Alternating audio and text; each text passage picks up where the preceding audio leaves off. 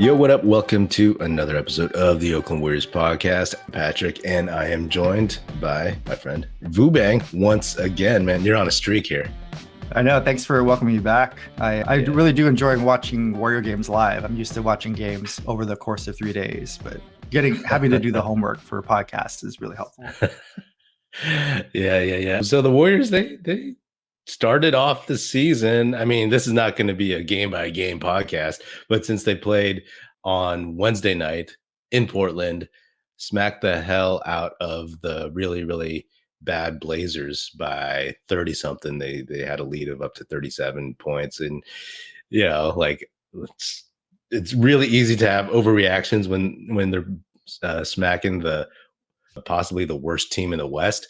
But taking a step back, having kind of had a few hours or a night to sleep on it, what jumped out at you? Let's not step back. Let's step all the way forward and imagine a team that's going to make 42% of their three-pointers, 20 for 48, and win by 35 points every game. That's what I want to imagine. We're going to go 82-0. Let's just do that. Let's have this be that podcast. Are they going to go? Is it going to be like the 2015-16 team all over again? Is that what you're predicting? Except, actually, that's a good transition to my next point, which is about regular season versus playoffs. Let me posit this theory, right? Going 12 deep in the regular season is just super helpful. Having 12 guys that Steve Kerr can depend upon, even having Moody, Lindy Waters, even Guy Santos, I would trust them to play regular season minutes, which is crazy, right? I don't know if I would trust going 12 deep in the playoffs. And so if we're able to do this in the regular season and at the trade deadline, do some trades to get some actual, trade some of the quantity for quality, I think it'll be, pretty good season if we could do that. Maybe I'm just being too optimistic. Yeah, everybody's like strength in numbers is back and all that stuff. And it's a good problem to have, right? It's Steve Kerr's problem. It's the players' egos problems. If that ever comes up. And as long as you're winning, you set the tone, you know what I mean? So I feel pretty good about that. There were some decent showings in game one. Who was your favorite player to watch that game?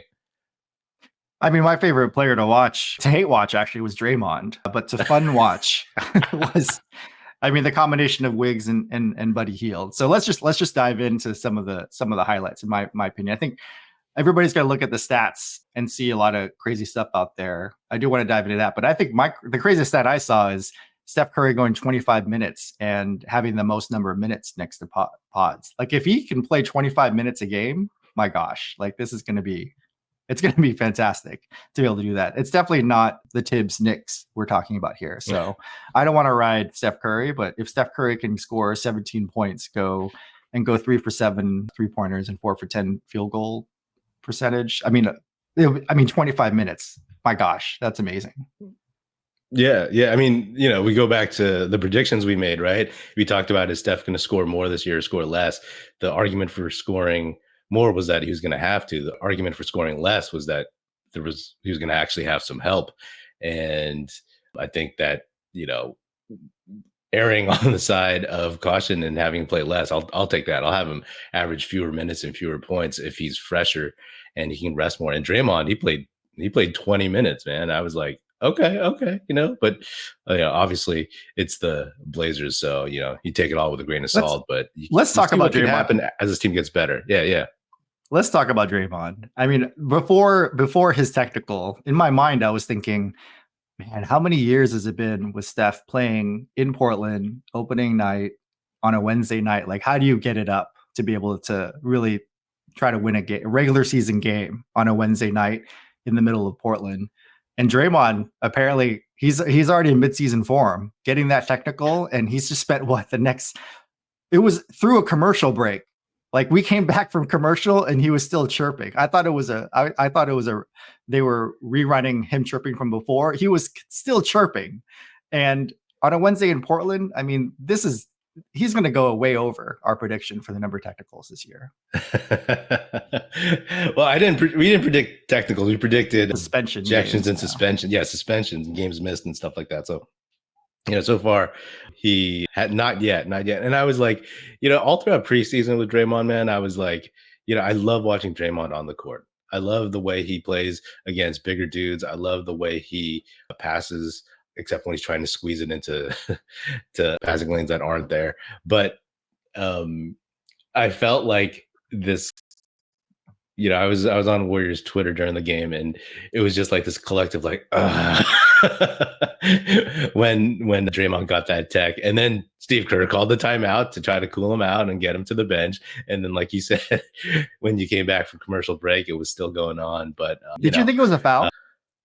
I'm not sure what he was arguing. I was watching the Portland broadcast, and they didn't really talk too much about like what Draymond could be upset about. But Advia got, I didn't really. He got elbowed in the neck and then pushed in the head. Like that's what happened to Draymond. I watched the replay twice, and Draymond. It might have been a light tap, but he did his elbow hit Advia's neck, and then he pushed his head too. Okay, so he hit Advia, not vice versa. I didn't see Advia do anything. No, okay, yeah, I figured. So yeah, par for the course. I don't know. Do people sit down with him afterwards and go through each foul with him and just say like, this was actually a foul? Like, I don't know what someone does with Draymond afterwards. I have no idea. I highly doubt that, but who knows? Who knows what the conversations are?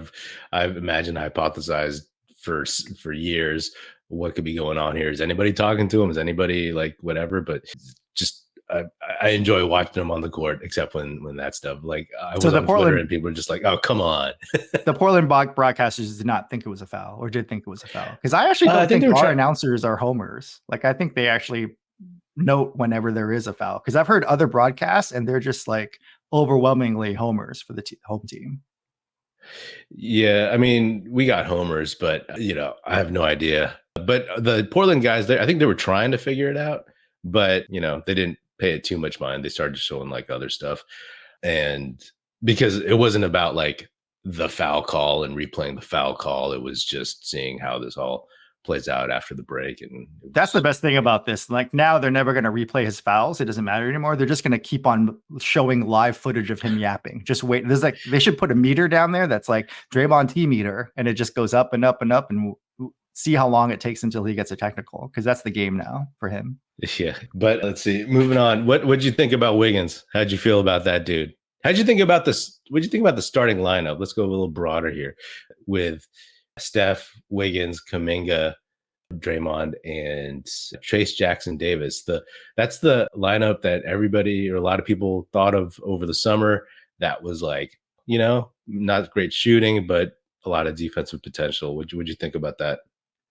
I still think JK doesn't fit in to the team very well. We saw sort of what happened in the first quarter with a lineup like that. I don't know if it's just rust for folks, but Andrew Wiggins, my gosh, like let's just imagine him coming back to form and Buddy Hield comfortably fitting in with the team and replacing Clay. Two things that really surprised me is, having Andrew Wiggins be this size. I think he's playing a little bit more looser, and also Buddy Hield can finish in the inside. Like I was just blown away by that. Like he's very comfortable with driving and finishing at the hoop, which I didn't. Watching him from afar, you just only see the 3-pointer highlights. I didn't know he had this inside game too. Yeah, Wiggins. Regarding Wiggins, I was like, okay, when they first started the game, it was both Wiggins and Kuminga were just off and a little bit out of sorts and whatnot. And then Wiggins, he picked up the aggression. And we've always said since he came to the Warriors, as long as he's aggressive and taking it to the bucket, even if he's not hitting his three, if he's like doing something, then that usually turns into a positive. So if we start seeing this Wiggins more consistently, and that's the question, like how consistent will we see this dude? And if we do see that, then it changes the calculus for some people's opinions and whatnot, and it also changes stuff for Kuminga potentially. I thought Kuminga was definitely pressing, trying to earn that contract in one night, and some of his flaws came out. I saw some defensive lapses where he missed a rotation and stuff like that. But my favorite thing is seeing people say they should, scrap this starting lineup and, next game do something else. Come on, man, give it a little time to breathe. As long as they won, let's see how this plays out and how it goes.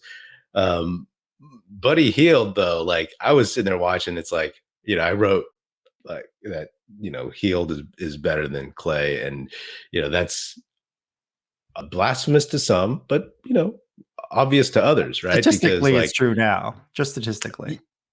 Exactly. It's and we're not talking about 2019, 2018, 17 Clay.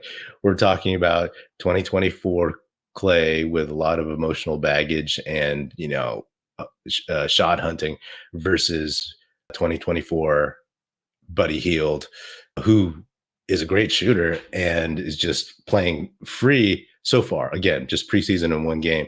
But I'm impressed. And even though he's smaller than Clay, that dude is stocky. He's like Baron Davis stocky. He's thick. And he may not be great on defense in general, as his reputation says, but so far, so good. The immediate scoring, he's gonna be when Steve Kerr freaks out and brings in Gary Payton to play defense, that's going to be Buddy Hield within a week. You know what I mean? It's going to be okay, we need some offense, put Buddy Hield in. Yeah, I mean, changing guards for defensive offense between Pods and GP and Buddy Hield. I mean, it's going to work seamlessly. I really do like Hield. I mean, I know the Warriors have been eyeing him for a while. And so it feels like the Warriors have been eyeing these three free agent pickups for a while between Melton, Hield, and Kyle Anderson, and just getting them all at once. What really sticks out to me, and I'm going to keep saying this, is Kuminga just seems like he sticks out from this team. And Melton, Hield, and Kyle Anderson, you don't notice their individual performances as much because it's all part of the system. And that's what I love about them the most. Yeah, it was definitely rough. I mean, especially that first quarter, it looked like Kuminga was just a little out of place. But I just write it off, and it's going to be a long season, at least a long few months before the trade deadline. So we'll see how that goes.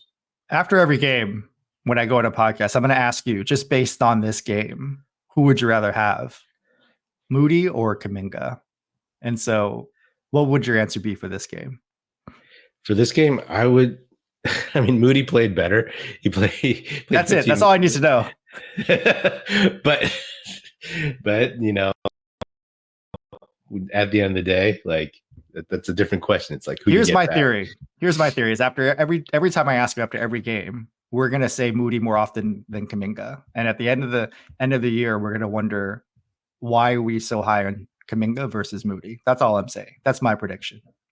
Okay. We'll see how that goes. Pods, he impressively had 0 points in 20 some odd minutes, 25 minutes or something, and he was plus 34. This was number 2 on my list to talk about. This is the most amazing stat ever. This is the stat that tells you, when you look at him and you're just wow, that guy hustles and does all the little things. And the shots will eventually fall, but plus 34, the highest plus minus in the entire game on both sides. It's pretty amazing. Yeah. And also because he shot all threes too, which you'd probably prefer him to do. Yeah. I mean, I saw that stat after the game and I was like, yeah, they should call him Brandon Iguodala, man. I mean, that is a total Andre Iguodala stat line. Very few counting stats, but then affects the game in a certain way. Again, Blazers are a hot mess, but those are the things that Brandon Podziemski brings, and it's not just he's the greatest thing since sliced bread, but just seeing why he fits and how he fits and what he does to affect the game, and it's just going to improve more and more. And connector, right? That's the word that Kerr and Warriors fans now have all adopted. Is like that's what he's able to do out there. And yeah, I mean, I was impressed, man. And it's also wild because Moody, he got in there, he got his shots up. He shot like 12 shots or 15 shots. I don't know what he did, but he looked rough at first, but then he did pretty well in garbage time. But I was sitting there, I was texting a friend of mine, and I was like, yo, how is Moody going to get into this rotation? I mean, it's like, because there's so many other guys, and he didn't get in until the beginning of the second quarter. But again, a good problem to have. But it's like, when in the first quarter, when the Warriors were playing poorly, I mean, shame on me, because I was like, all preseason, I was like, they should sit Gary Payton and save him for the like stretch run playoffs, whatever, if they get there. But man, they needed him. Like the first two guys off the bench were GP and Looney, because the Warriors were shooting poorly and playing poor defense. And I was like, shame on me for thinking that like Kerr would decide to rest that dude a lot, because he's a security blanket. Both those dudes are. So when they needed somebody, they were like, okay, here, play him. And it's going to be an interesting, balance, because no one's hurt. People will get hurt eventually. But right now I'm like, how are you going to force Moody into this action? You know what I mean? Will he start taking Kuminga minutes if Kuminga minutes aren't fruitful? Yeah, and then the other thing I would add, sort of related to the guards, and I didn't see Gary Payton get many rebounds, but like this might be sort of a product of having Ayton in the middle with 9 rebounds, but the two highest rebounders were Curry and Pods, 9 and 7. And this might also be an effect of just shooting so many threes, but this is just a very different team. And there were times when the Trailblazers, you could see their size was causing a bit of chaos. But I don't know if I would trade the athleticism of Jackson and Looney at this point for some size, just because the team plays so well. But it was just kind of weird seeing like Advia just looked really tall out there. Like I forgot how tall he was, but I was just like, who is that? And then I realized it was Advia when he turned around. I was like, wow, he's playing like a pretty big guy compared to all the Warriors. So I don't know if that's a concern of ours moving forward, but if you're shooting threes, it probably shouldn't hurt as much with the long rebounds. But I'm surprised Payton didn't have as many rebounds as well. Yeah, and I think that the size. Did they say during the game that the Blazers are like the tallest team in the league or something? They have a lot of centers. The funny thing about the Blazers, man, I was like, they got a lot of dudes, but not any great dudes. Can we talk about that? Henderson. Like, our young guys are better than their young guys. For a team that's tanking and got like got a first and second pick, like between Ayton and Scoot Henderson. I mean, Scoot Henderson is not the guy. Yeah, he's not the guy. I mean, they got Scoot Henderson, they got Simons, Advia, DeAndre Ayton, Shaden Sharp, who was injured. They have all like these dudes. All these guys. Robert Williams the third. Don't forget. Yeah, Robert who's also injured. Yeah, like they have all these guys that their rookie first round pick.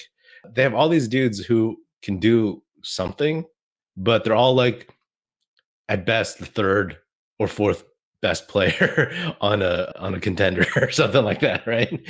And it's fascinating because I was like, oh wow, they're bigger and they're younger than the Warriors. So I'm curious to see what happens when the Warriors actually play a bigger and younger team that is actually good. You know what I mean? Like the Thunder or something like that. Yeah, I mean, I was watching the Blazers the whole time and just thinking, man, this is like a terrible way for team building, or it's just the way of the lottery luck. But it's ironic that Advia came came to the Blazers, because this feels like the Wizards' way of team building, just getting a bunch of like fourth best players and throwing them all into one team. Yeah. Do you think that the quote unquote joy is back with the Warriors? Are you a believer? Yeah, I mean, you saw the number of shots at the bench. Like they were just really into it. You where is the negativity now other than Draymond? Like just having him there and just everybody be like a security blanket for him is a lot different than having a foil like Jordan Poole to mess things up with Draymond. And so it just feels very weird when Draymond goes after a technical now because the rest of the team is like, hey, this is not the vibe that we're at right now. Yeah. It's like, I think at least on the Portland broadcast, there was a shot of Steph and replay. And when the T came up, you could see he was like holding his hands up, like confused. And then when he realized what happened, he was like, ugh.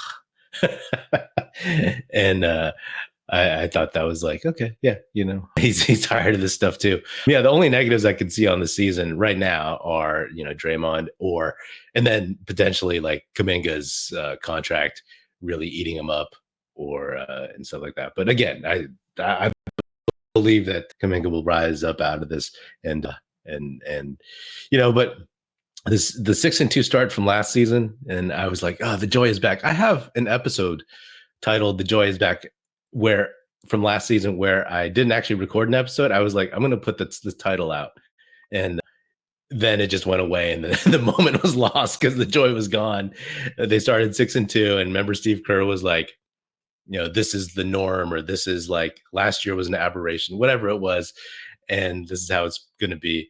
And then it just went into the tank again. So, I don't, I'm hopeful, I'm optimistic, but, fool me once and we'll see. But I do think that having like these extra veteran dudes really, really like spreads it around a little bit, just solid professionals and guys who know how to play and are low-key guys like Kyle Anderson, Melton, Buddy Hield. Those guys just seem like chill dudes compared to Draymond and other guys that have been on this roster before. Yeah, and CP2. I mean CP3 last year as well. CP2. Yeah, exactly. What else you got? Anything? No, I think that's it. I mean, that's all I can milk out of a first game of the year. All of this optimism. I'm very excited. Yeah.